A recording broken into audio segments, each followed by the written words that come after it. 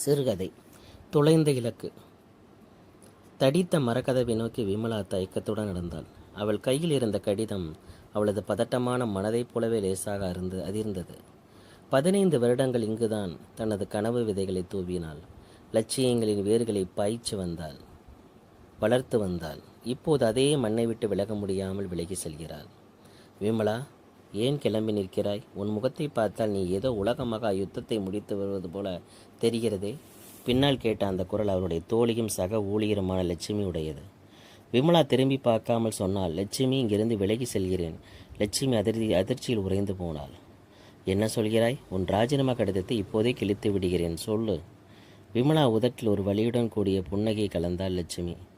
இந்த இடம் நம்மை மெதுவாக காய்ந்து போன மரங்களைப் போல உதித்து கொண்டிருக்கிறது. இங்கிருந்து போனால்தான் எனக்கு நிம்மதி. விமலா ஒரு சாவியை லட்சுமியிடம் நீட்டினாள்.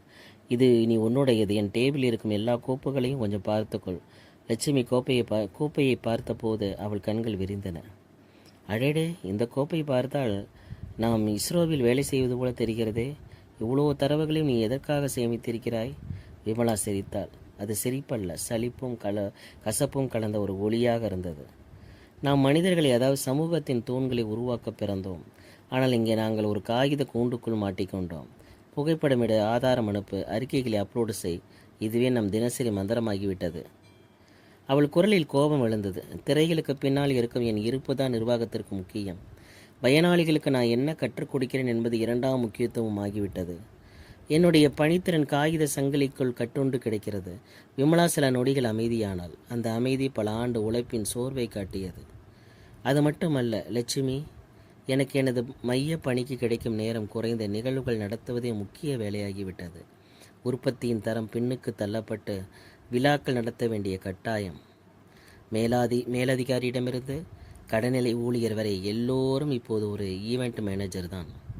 லட்சுமி அவருடைய கையை பிடித்தபடி கலக்கத்துடன் பார்த்தாள். இதெல்லாம் எல்லா இடத்திலும் இருக்கும். அழுத்தம் தானே விமலா. எத்தனை வருடங்கள் நீ தாக்கப்படுத்தாயே, இப்போது தானே உனது அந்த பழைய துணிச்சல் எங்கே போச்சு? விமலா அழுத்தம் மாறாமல் பேசினாள். இல்லை லட்சுமி, இங்கே மைய நோக்கமே தொலைந்து விட்டது. சுயமரியாதை கொஞ்சம் கொஞ்சமாக கரைந்து விட்டது. நம்பிக்கை இல்லை. ஒவ்வொன்றுக்கும் ஆதாரம் வேணும் என்று கேட்கிறார்கள். எங்களை நம்பாமல் உன்னுடைய வேலையை செய்துவிட்டாய் என்பதை நிரூபி என்று கேட்கிறார்கள். இப்போது பயனாளிகள் எங்களை வழிகாட்டிகளாக பார்ப்பதில்லை, வெறும் சேவை வழங்குனர்களாக மட்டுமே பார்க்கிறார்கள். எங்கள் பணியின் சாரமாக இருந்த அந்த ஊழியர் பயனாளி பிணைப்பு என்று எண்களிலும் காலக்கெடுவிலும் தொலைந்து போனது. விமலா தன் விலகல் கடிதத்தை இறுதியாக நீட்டினாள்.